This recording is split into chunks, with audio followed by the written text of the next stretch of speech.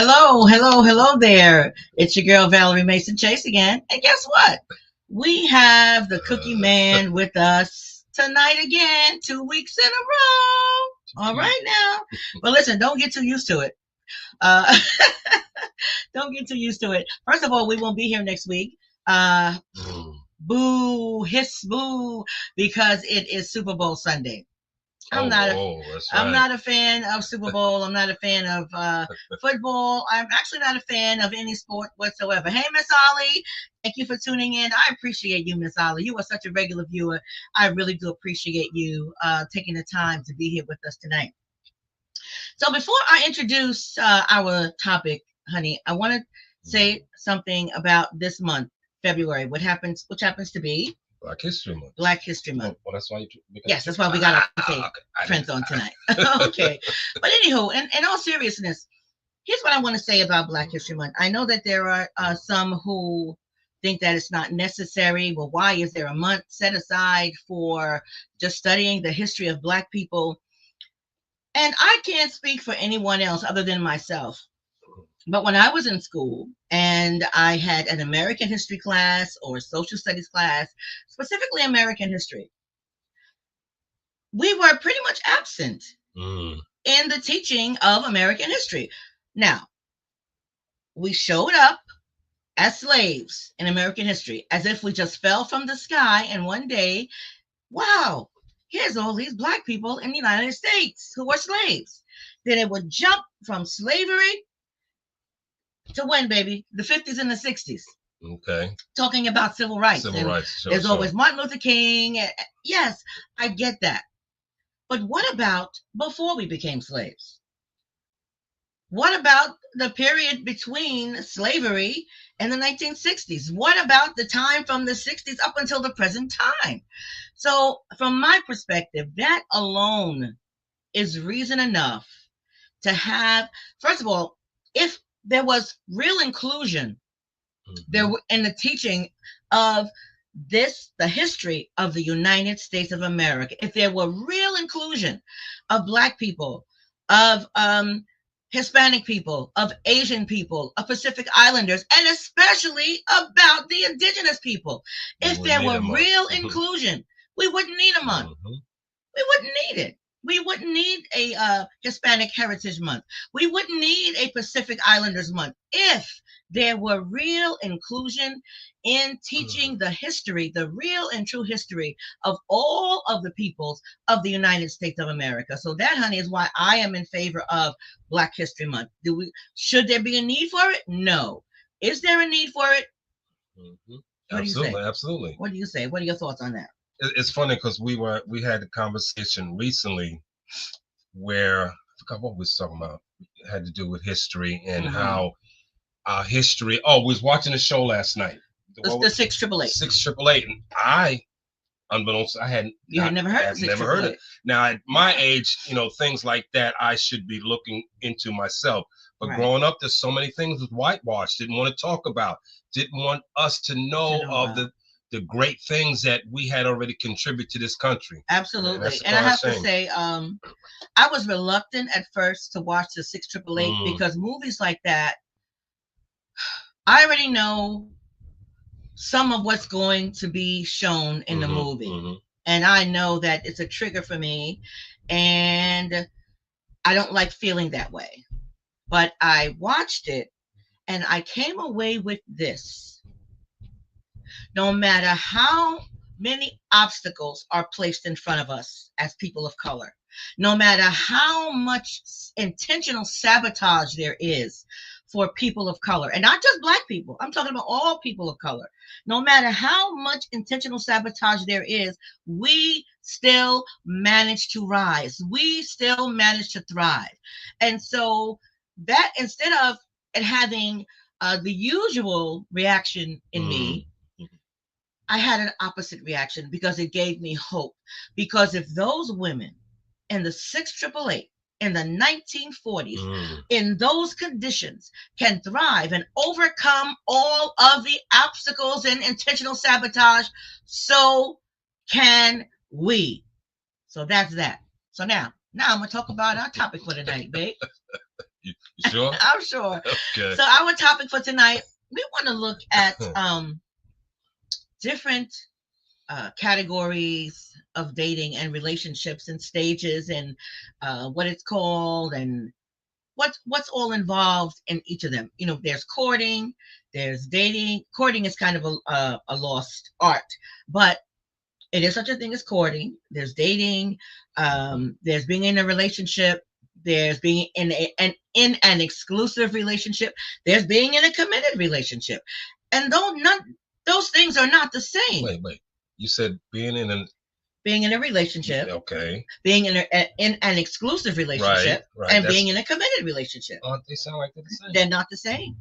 Okay, because you can be committed and not be exclusive.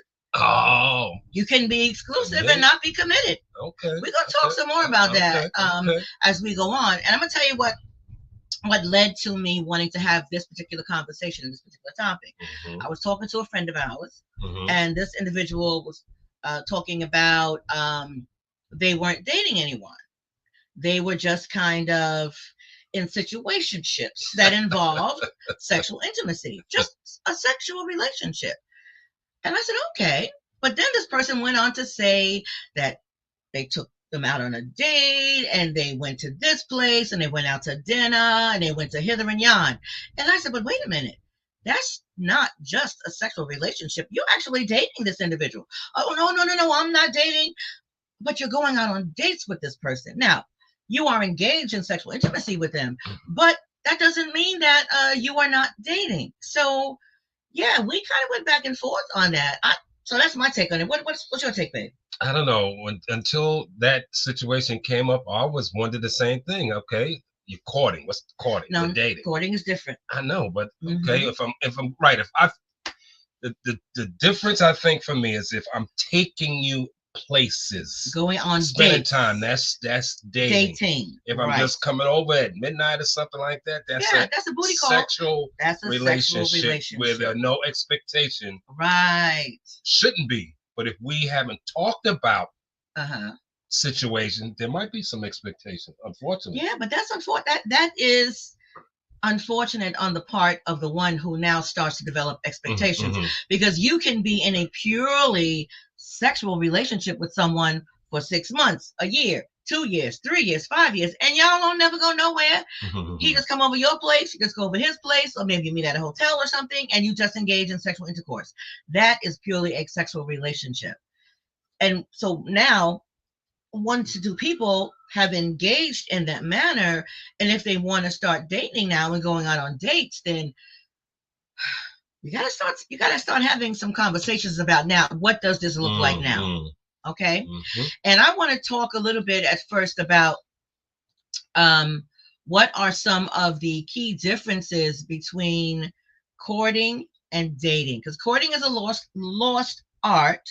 And I think most people who in this current young generation, I don't know if they X or Z or Y or double Z. I don't even know. I can't keep up with all the generations. So, hey, sis, maybe you can help me. What is this current generation of people who are 20s and 30s? Is it Gen Z or whatever the heck it might be called? But anywho, I think this particular generation lacks an understanding of what courting is. Go ahead. I'm saying this past this generation, I'm still sitting here saying courting. All right, I'm coming to your house. Right. I'm asking your parents to go out, or we go to the movies and spend some time. We have some ice cream and stuff like that. Dating, we're going out. Okay. Spending time so let's look at some key differences. And here's what I looked up. We're going to be looking up at the screen because unfortunately I couldn't print out what I need to print out. So there are specific intentions when you are courting. It's focused on there being a long-term commitment that the intention is to lead to marriage. Okay. That's courting. Okay. With dating, it may or not be long-term. It may or not be long-term. You could date someone for 6 months. You could date someone for a year, a couple of years, but it's not necessarily focused, and the intent is not necessarily to lead to marriage. With courting is exclusive from day one. It's exclusive from day one. With dating, it's not necessarily exclusive. Unless we say it is. Unless the two people involved say it is. And I think that's the issue with people when it comes to dating and understanding dating. Because nowadays, unfortunately, people associate dating with engaging in sexual intimacy. Okay? That really and truly is not the intent of dating. Dating is essentially an extended interview process. Is this my person? Is he the one? Is she the one? Hey, Simone Michelle. The dating pool is ghetto. Oh my God. I'm not going to put that up on the screen, baby. You got to come up with another term. But hey, baby, I'm so happy to see you here tonight. Thank you. I love you. You know, I think when you're dating, yeah, if you put sex in there too soon, it can mess it up. Yeah, but here's the question: does sex need to be a part of dating at all? And that is the issue I think is occurring in today's society. Because if a woman, let's say hypothetically, you're single, you meet someone. You meet a woman, and you start going out on dates, and she lets you know on date 2 or 3 or whatever that you are not the only person that she's dating, that she is dating other people. Would you automatically assume that she's engaged in sexual intimacy with those individuals? Yes or no? Yeah. Exactly. And therein lies the problem. We don't allow for the possibility of dating in the absence of sexual intercourse. I kind of changed that. I think men are more apt to believe the woman if she says I'm not involved sexually. Flip it around. No, that wasn't my question. My question is, would you automatically think that she is engaged in sexual intimacy? And I'm saying men or me is more inclined to believe she's telling me the truth. That she's not engaged. But that wasn't my question. Wait a minute. My question is... I'm dating her. No, hold on. Okay, go ahead. She tells you that she's dating 3 other guys. Right. Would you automatically assume, without her even saying anything about sex, that she's engaged in sexual intimacy with those 3 other guys? That she's doing something. Right. Would you automatically assume that? No. I don't believe that. No. I'm trying to say it more. I think men are more inclined to believe a woman if she's dating more than one person. Yeah. And she says, look, I'm dating. But she hasn't said it yet. That wasn't my question. She hasn't said what? She hasn't said whether she's engaging in sex with him or not. Oh, I'm asking you. But I assume that before if she tells, she tells me she's dating several people. Dating 3 other guys. She hasn't talked about sex or not. Right. Would you automatically assume that she is engaged in sexual intimacy with those 3 other guys? Probably at least maybe one. Okay. Maybe not all 3. Okay. Now, there you go. Okay. Now, I think that is the problem. But hold on. I need to come back to this. Go ahead.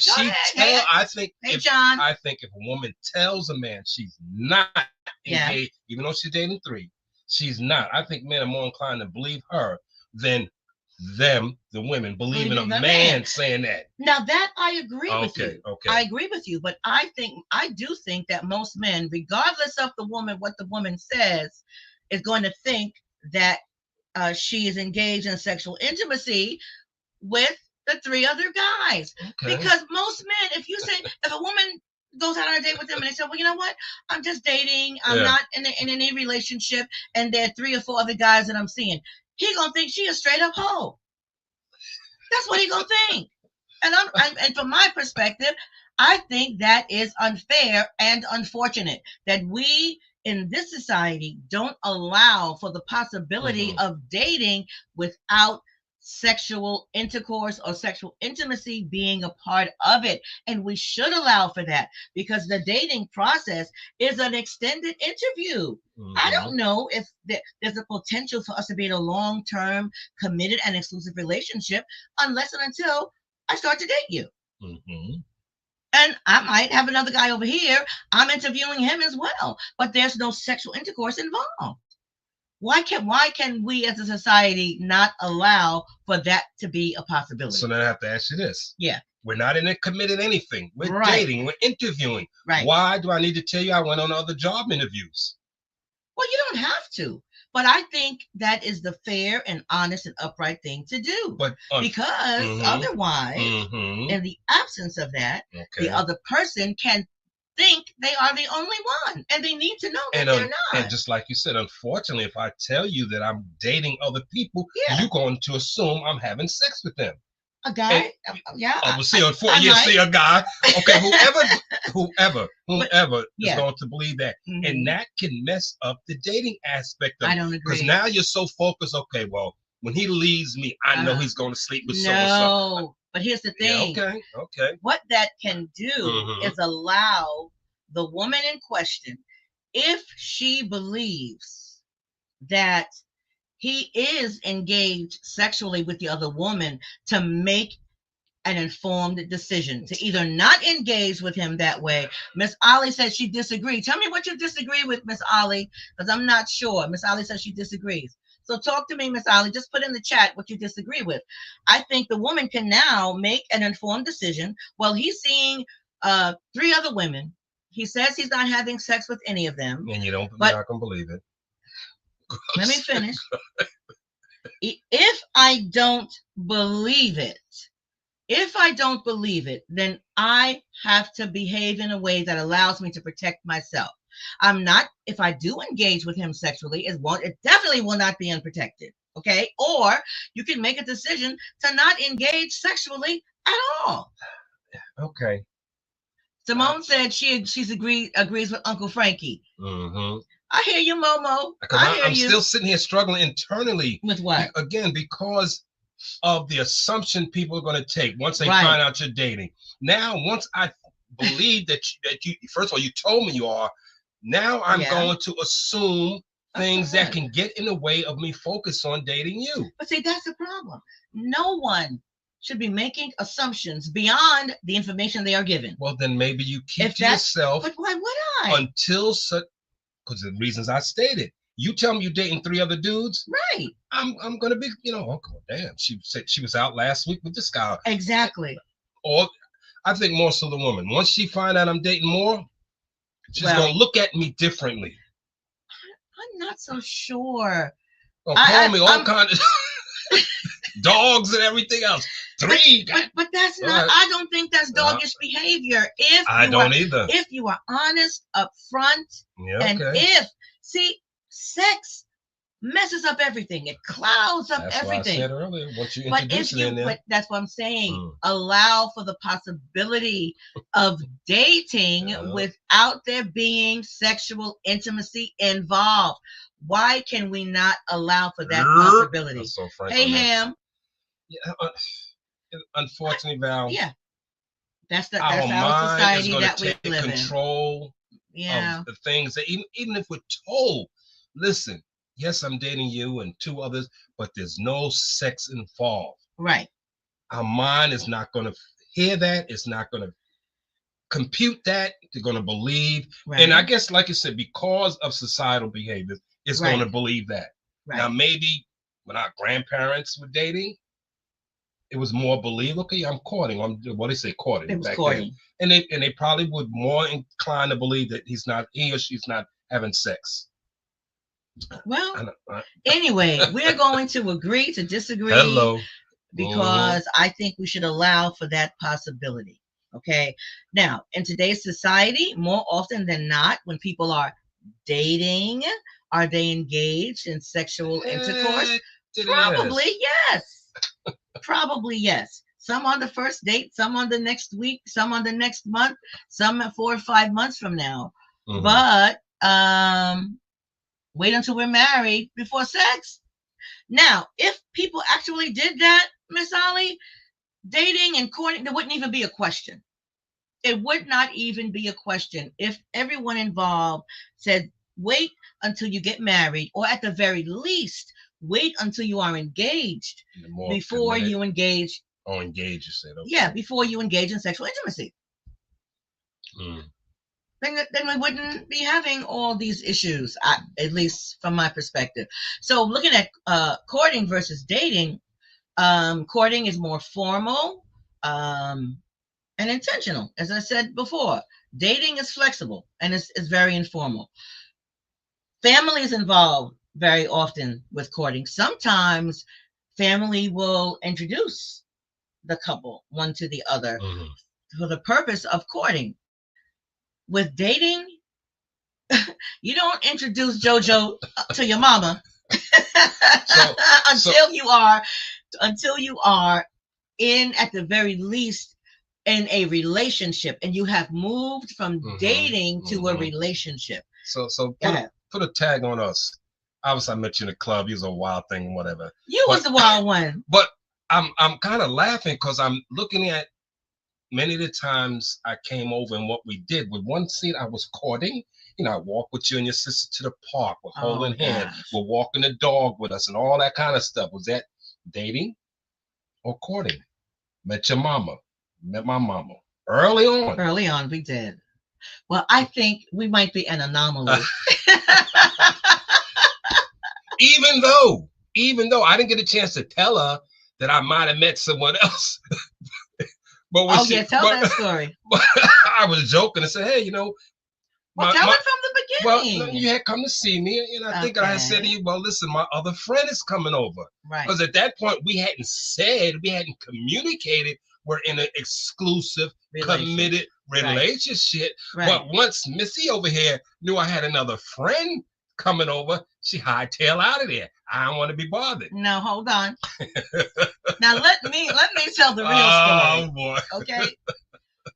So so Jackie said, yeah, that's right, Simone, wait until you get married. Jono said people be having sex with any old body these days. That's what makes everybody everything so ambiguous. You're right, John. You're right. I agree with that. So anyway, John said courting equals dating until you get the drawers. Oh my Lord. So anyway, let me tell you that real story. Frank and I, we met March 28th, 1980, right? So a couple of months later, you know, we had been seeing each other for a few months because this was in the summertime when this happened. So I had gone over to his house. He was living with his mom. And he said to me in a joking way, yeah, you gotta get out of here because my other woman coming over. And I said, yeah, right. Well, first of all, some other friend. I don't think I said woman. I don't know what you said, but some other woman. Okay? And maybe 30 minutes later, the bell rang. Opened the door, and there stood this woman. I said, what? No, he did not do that. I said, you know what? I said, sis, you got it. I left. Lord, and then what did you tell her? What happened? What happened after I said that and I left? I said, you can hang out here if you want to, but I got to go after this one. There you go. There you go. Because when you know, you know. So he told her, listen, you can stay here with my mama if you want to, but I'm going to get her. And next thing I know, because I know I had caught the bus over there, running down Avenue H, because that's where I had gone, down Avenue H, running down Avenue H after me, bam, trying to explain. I was mad as a firecracker. But anywho, here we are now, 45 years later. Oh my God. Miss Ali said, I think men will respect you more if you make them wait on love. Yes. I agree. I agree with you, Miss Ali. How many women specifically, because I'm going to talk to the sisters, have that in mind when they meet someone and they engage in sexual intercourse very quickly? Are you thinking about, do you want the man to have respect for you? Are you thinking about, well, this could be a potential relationship somewhere down the line? Because as we said earlier, sexual intercourse, from my perspective, just really clouds everything. And it changes what the expectations are. Because and I'm speaking for the women, this is just my perspective. I ain't saying I'm right. I'm just saying this is my perspective. When a man is engaged in sexual intimacy with a woman, now a lot of women feel like they're gonna lay claim to him, even though he may be involved with other individuals. And I don't think that would happen as much or as quickly if there were not sex involved, especially if there's quote unquote good sex. What do you think? Well, I would agree. I think it would happen anyway, probably not to the degree that you're saying, because once you throw sex in there, just changes it just changes the aroma, changes the everything, aura of things. And, well, it changes the aroma too. But I know you meant aura. Yeah. Oh, I said you aroma. Said aroma. Oh, yeah. I definitely meant aura. But you're right. That aroma changes too. Oh my but gosh. I lost my train of thought. I lost my train of thought. What I was going to say about men. Well, it depends on the man, because I don't think all men would, just because they got the drawers, as my son said earlier, always look at you differently. If it happens early on, more often than not, I think so. Don't be looking at me. Well, what is considered early on? So let me answer you that. So you trying to imply I'm asking the question. What is considered early on? Well, Steve Harvey had the 90-day rule. Okay, so we failed that. Oh, I know we failed that. Before the 90 days. We probably in the 30-day range. I think it might have been longer than that. But anyway. Oh, you hit me on my leg? To be quiet? No, I'm not. Okay. No. So, depending... I see what Hammy says. He says, waiting a long time to give it up can backfire. I courted you for months, then you give it up, and your box. Oh, if I had known he was saying that, I wouldn't put it up. Boy, you crazy. Well, you know what? Let me. I just want to say this. Hurry up, finish that, because I want to comment on what Hammy said. Like I said, I think it's depending on the guy, because. Oh, Lord, yeah, I lost my train of thought again. Okay. Anyway, maybe I'll come back to that. Hammy said I didn't paint you differently, because we had done something earlier than the 90 days and all that. Yeah, it was definitely earlier than 90 days, but it wasn't day one. It wasn't on the same night. Miss Ali said early as one date. Yeah, I agree. If you're going out on your first date or the night that you meet and you're engaged, now that I might look at you a little different. You would look at the woman very differently, because I think as a man, your thought might be, well, hell, if she did it with me, she'll do it with another guy that she's going to meet next week, because we just now met. Who says you're going to be going out on a date? Mm-hmm. But anywho, I want to comment on what Hammy said. He said, talk about the box is trash. Personally, I don't think that there's anything such as bad sex. And here's why.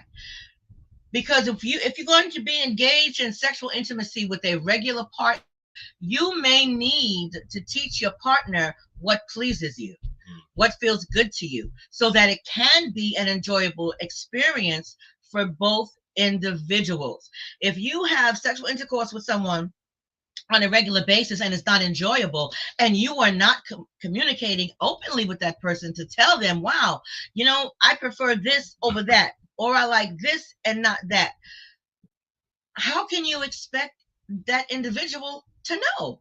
Especially if they have engaged in sexual intimacy with others before you, and what they're doing pleases that person but doesn't please you. The only way they're going to know that is if you tell them. Right, babe? So what do you say? Oh, so Hammy said, if the chemistry is there. So what if the chemistry is there? Who cares if you'll hook up on the first night? Let me put it like this. I think it is a rare man who, and I'm speaking as a woman, I think it is a rare man who engages with and sexual intercourse with the woman the very first night they meet, and he don't think of her differently. I just don't know. Maybe the younger generation can operate in that manner, but in our generation, the first night they're gonna look at you kind of differently. Yeah, I mean, it has the potential to be that, but like Frank said, it could be that chemistry. And I'm not going to paint you with the harlots that I might have already been with, because there was something different. Maybe we met that night, we were out, we spent time talking, everything else before we went home and did anything. So I'm not going to look at you in a negative way. Well, you got to remember, we close to 70 years old, okay? you closer.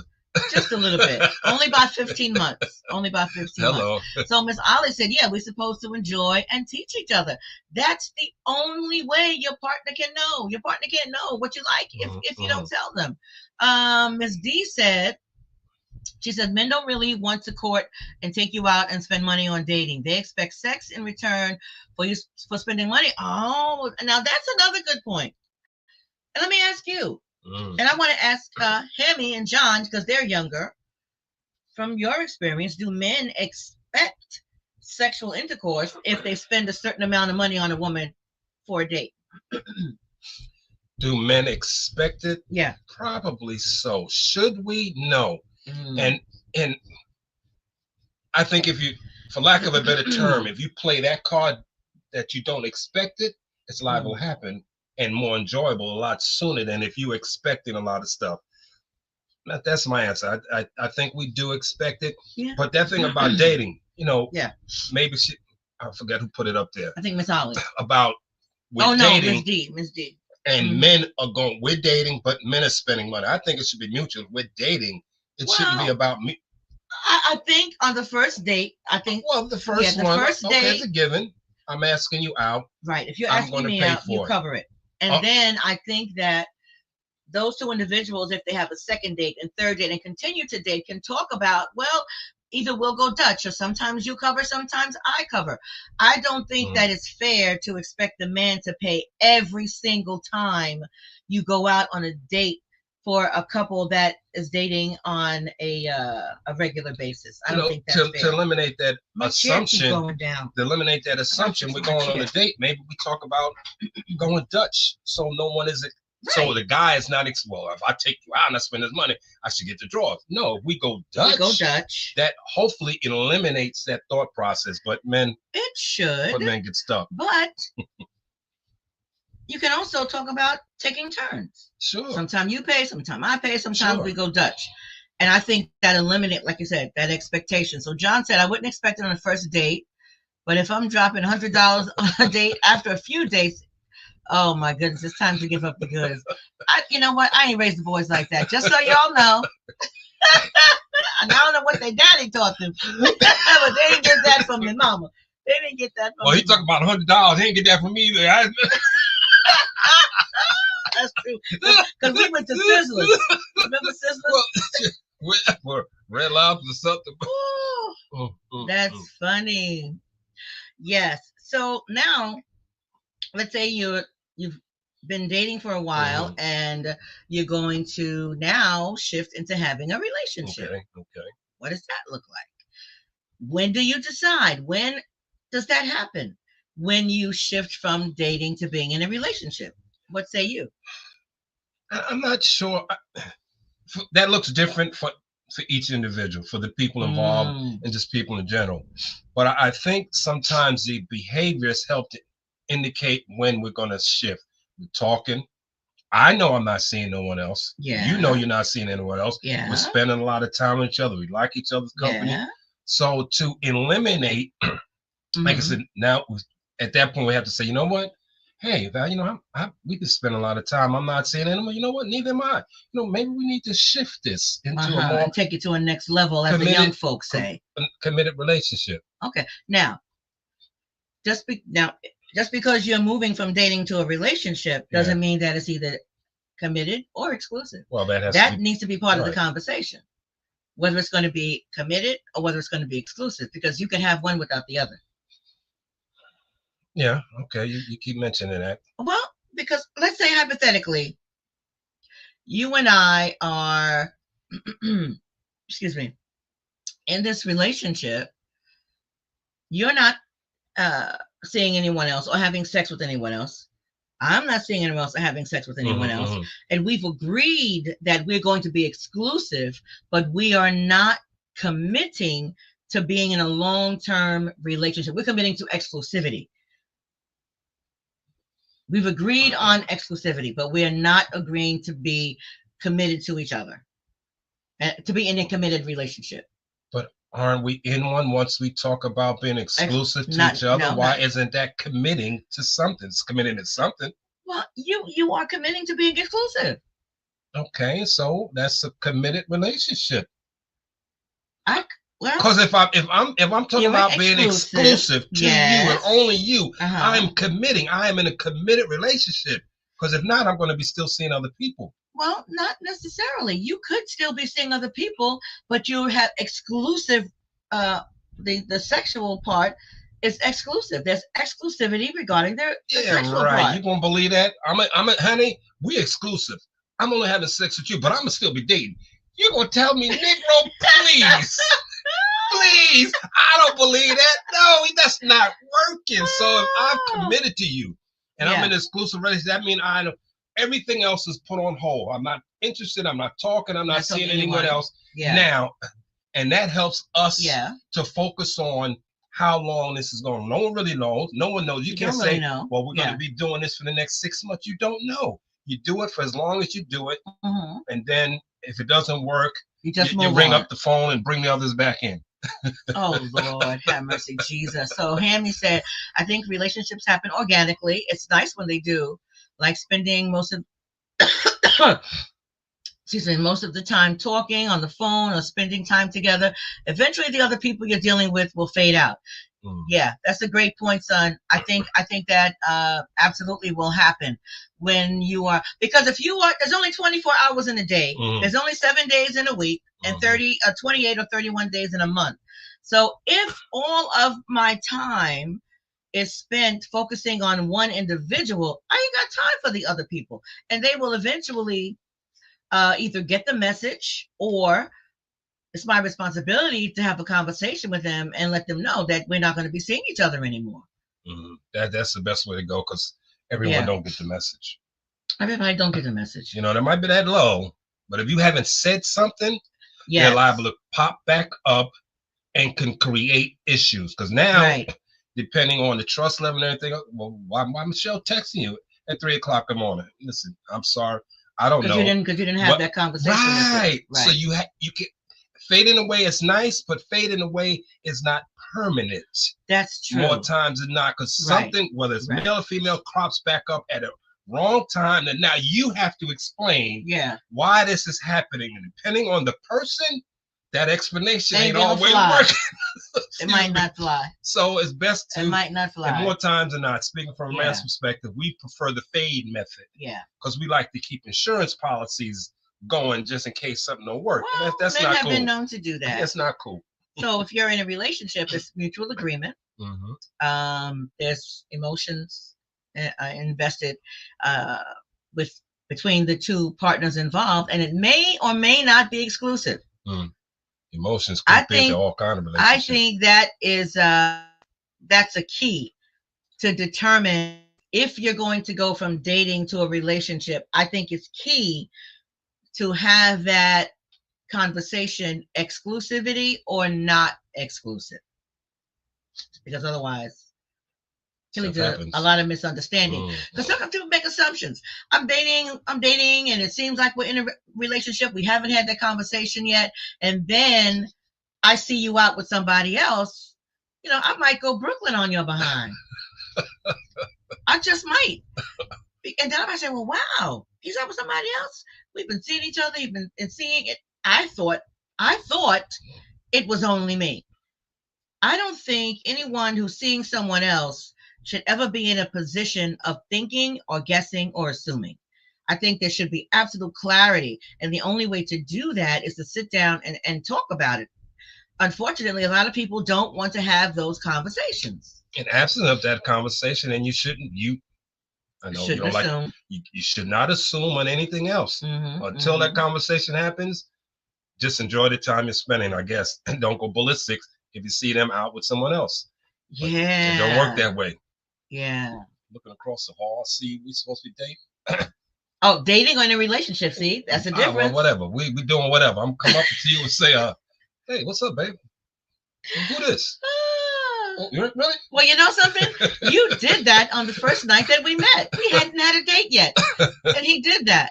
Remember on the stairway? Well, yeah. That guy with the pen. Well, yeah, because he asked my pen, and I knew what he was trying to do, so I had to cut him off quick. And we hadn't even had a date. We had just met a couple of hours ago. So, yeah, I can absolutely see you doing something like that. Miss Ollie said that she thinks that women's standards are too low. So,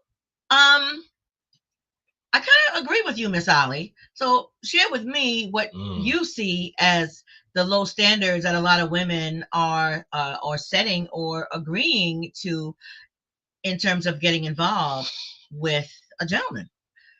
I think some women do set low standards. I think we have low expectations because, unfortunately, what's propagated out there is that there's piss in the dating pool, and there's hardly any good men out there, and they're either married or gay or in jail or don't have a job and live in their mama's basement, and they just look for somebody to take care of them. That is the story that is propagated, and I don't think that's always the case. I think there are men out there who are straight and are not in jail and don't have any felonies and don't live in their mama's basement and are gainfully employed. They are out there. Are they few and far between? Perhaps. But I think that narrative is pushed out there so much that women have gotten disheartened, and that has, from my perspective, resulted in some of the lowering of the standards, because they may think this is the best that I can do. I can't expect to do any better than JoJo, who is in his mama's basement and is barely holding on to a job, and he's got 6 children with 7 baby mama, and I think that's the only thing that I can get. And obviously, I don't believe that that's true. I think that there are men out there who don't fall into that category. What do you think? No, I'm playing because I mean, obviously, I fell into some of that category. I mean, I didn't have a felon. I wasn't a criminal. No, you weren't a felon at all. I was relatively gay. I mean, I was working. You were gainfully employed. So I was gainfully employed. I was still living at home though. But Frank, we were in our early 20s, baby. Well, true that. I'm talking about people who are in their late 20s, early 30s, 40. Well, some are still living like that. I know, but I was living at home. You had your own place. I mean, your mother was there. But I did have my, my trajectory was different than yours. Obviously, I graduated high school, went straight to college, got out of college, got a job, got a place, and Mama ended up there because she had a fire in her apartment. So my trajectory was different than yours. But we were in our early 20s. So that's a very different situation than someone who was 35 years old. Absolutely. Yeah.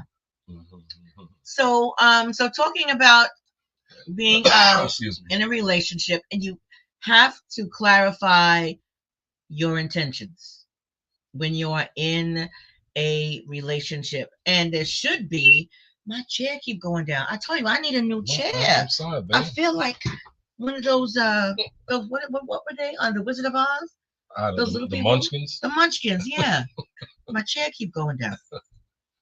So anyway, there should be an agreement in terms of what this relationship now is going to look like as we transition from dating to being in a relationship.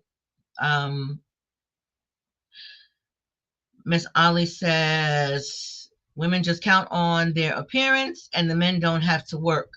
The young are taking care of they're taking care of their boyfriends. Yeah, some of them are doing that. Some of them are doing that. And that's a problem. That's a problem. Now this doesn't mean that excuse me, the gentleman involved has to be someone who earns mid or low or high 6 figures, but at least be gainfully employed. Okay, now there are some women who say, well, if a man doesn't make X amount of dollars, that they won't date them. And they're entitled to that because, see, we are all entitled to have our preferences. There's nothing wrong with saying, yeah, I'll date a guy, but he's got to be making minimally 6 figures for me to date him. If that's a woman's preference, that's okay. That's her right. But it is also the right of a guy who makes maybe 75,000 and doesn't make the 6 figures to look at her and say, well, you are too materialistic and therefore I don't want to date you. we are entitled to our preferences, right? Yeah, absolutely. Having that conversation, regardless of what it looks like, at some point needs to be had. Yeah, because we all have things that appeal to us, that attract us, and we also have things that we don't like so much, and that we prefer that characteristic or that trait not be present in the individual that we are in a relationship with. But sometimes you might make allowances. Oh yeah. Because okay, there's one thing you might not like, but is that the deal breaker? Right. But again, that's your choice if it is or isn't. But exactly, and that's why I think part of the problem is, but a lot of people don't know what they want. They don't know what they want. They don't know what their deal breakers are. If you already know what your deal breakers are, what you will and will not accept in a partner, then you can save yourself and the other person a whole lot of time. A whole lot of time. Because they're deal breakers, then there's preferences, and the two are not necessarily the same. A preference is not an absolute deal breaker. I may prefer someone who makes $125,000 a year, but that's not a deal breaker. If he makes $50,000 a year and he is a great guy and he's kind and he's generous and he's compassionate, and when I come home, I don't have to, hey baby, we'll sit down. I got home before you today. I fixed your meal. Just sit down, baby. I'm gonna run your bath water. You think I'm gonna care about a $50,000 if there's someone who treats me like that? No. But for some women, that would be their deal breaker. If there's a preference, then you can work with the guy making less money who has other characteristics and character traits that can compensate for that lack of income. What do you say? Okay. So Life of Ms. D said, it's hard to find someone with the same values. God-fearing person who serves God. Finding a Christian spouse is challenging. Yes, yes, yes, yes, yes. Miss Ali says she's old school. She won't take care of a man. I'm with you, Miss Ali. I won't take care of a man either, but I am willing to be with a man who doesn't make more than I do. I'm willing to be with a man who I make more money than he does, as long as he contributes in financially and in other ways as well. Yeah, Miss D said it's hard to find a Christian spouse. I think part of that challenge, Miss D, is that people use the term Christian very loosely. Okay? Somebody who went to church when they grew up and who mom and them might have been a Christian, and they automatically assume that now they are a Christian by osmosis, and it don't work like that. It doesn't work like that. And a lot of times you don't find out that the individual is not really and truly a Christian until later in the game, when you've been seeing each other for a while. For me, and this may not work for everybody, but this is just me talking, a surefire way of determining. Now, if you let me back up. If you define Christianity as someone who's born again, someone who's a believer, someone who has accepted Christ as their Lord and Savior, if that is how you would define Christianity, then there is a surefire way to determine if someone is a Christian in that regard. And from my perspective, that way is ask them to tell you their conversion story. Because those of us who are born again, who accepted Christ as our Lord and Savior, we know exactly when that happened. We have a conversion story. What is that individual's conversion story? When did they accept Christ as their Savior? How did they accept Christ as their Savior? Under what conditions? I remember the exact place I was at the age of 13 when it happened. I remember where I was when I recommitted myself to Christ again in my 20s. Hey, Tatiana. Oh, it's so good to see you here, my dear. Thank you so much for tuning in. I was about to ask that question. Will a person have more than one conversion story? Because if you convert it early, right, as life goes, things happen. You might have to recommit or have another conversion story. So what happens is one says, I've had so many, I don't really remember the exact time. Well, that's a difference. Okay. There's a moment of conversion when you accept Christ as your Lord and Savior, and as you say, especially when it happens younger in life, things may occur. You may kind of step away a little bit, and then you will have a moment of recommitting your life to Christ. If someone cannot tell you that, then this is just me. Just don't judge your sister. Then I question the authenticity of that individual saying that they are a Christian as I define Christian. Now, people define being a Christian in different ways. But for me, a Christian is someone who has accepted Christ as their Lord and Savior. Lord and Savior, and not just Savior, because there is a difference, which I won't get into right now. So we talked about courting, we talked about dating, we talked about being in a relationship. If it's going to be committed, if it's going to be exclusive, then you have to have those conversations and agree. If one person wants to be committed and exclusive and the other one does not, then that's not going to work, because somebody's going to get their feelings hurt. Somebody's going to get their feelings hurt.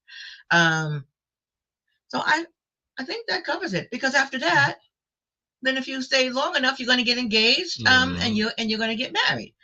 And being a counselor and relationship coach that I am, I encourage everyone who gets engaged to have premarital counseling. In fact, I'm going to say what one of my professors indicated, and he encouraged having pre-engagement counseling, because maybe after that, maybe you won't even get engaged.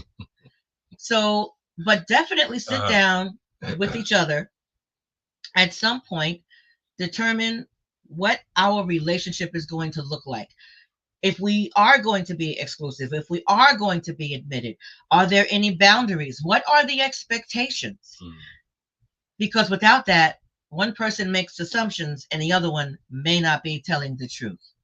And Tatiana says she recommends premarital. Definitely, Tatiana. And again, I thank you for watching. Go ahead, baby. If you think we had that. Now, I'm not saying we wouldn't have gotten married. Yeah. We probably wouldn't have got married. We probably wouldn't have. Because we both had a lot of unresolved issues. I'll just describe it as baggage that we did deal with for a long time. A long time. So we would have been delayed. Oh, we would have definitely been delayed. We wouldn't have gotten married when we did. No, not a year after if we had premarital counseling, even if I had individual counseling at that time, I don't think I would have married you. Because one of the things that attracted me to you was your aggression.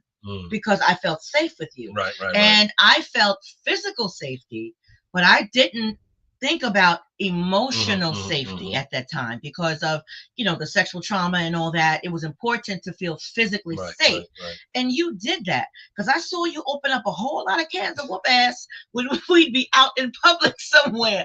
And I knew you could protect me physically, but I didn't think about you protecting my heart. Right. And had I gone through counseling, you didn't know how. If I had gone through individual counseling back then and had gotten to the place where I was emotionally healthy and recognized the importance of the man I'm going to spend the rest of my life with, protecting my heart, I may not have married you when I did. Yeah, but whatever. I gotta say, hopefully you would, at that point, you have that physical safety, and once if you had developed better. Not that you would have kicked into this curve, you would have been able to communicate, hey, listen, Frank, I feel safe with you, but I also need this from you. Exactly. And I didn't know how to communicate it back then, because I didn't know that was something that I really needed or something that was even important in a relationship in general. And for me specifically, however, I have to say that even given all the baggage, even given all the trials and tribulations that we've gone through, even all the challenges and all the difficulties that we've gone through, I am glad that we are married. I would do it. I would do it all over again. To be at the place where we are now, I wouldn't want all of the challenges. I wouldn't want all the challenges, but I would want you, baby cakes. All right. Go ahead. Now say it back to me. Say it back to me. Ditto. No, I wouldn't change it, sweetie. I'm glad I ended up there at that Broadway International and in Harlem that night. Wouldn't change a thing. Well, I mean, we would change some of the stuff. Some aspects of it.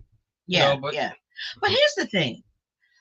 Okay, my husband is saying, Val, hurry up. Okay, I'm going to just say this. Mm-hmm.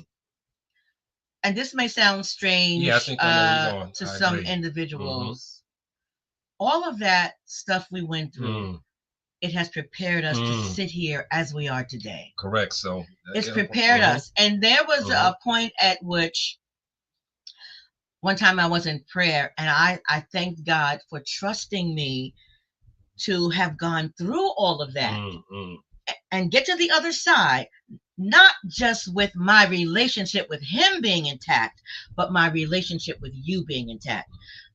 I thank God for trusting me in that manner. Now, sometimes I had to wish he would have trusted somebody else with some of that stuff, but I can see now our life, a lot is lived in retrospect, where we can, wherever we are in life, we can look back and we can see, at least for me, I can see how the hand of God in all of those things. I can see how I from there to here. And I just thank God for trusting me. And one of my absolute goals in life is to live a life that is worthy of that trust.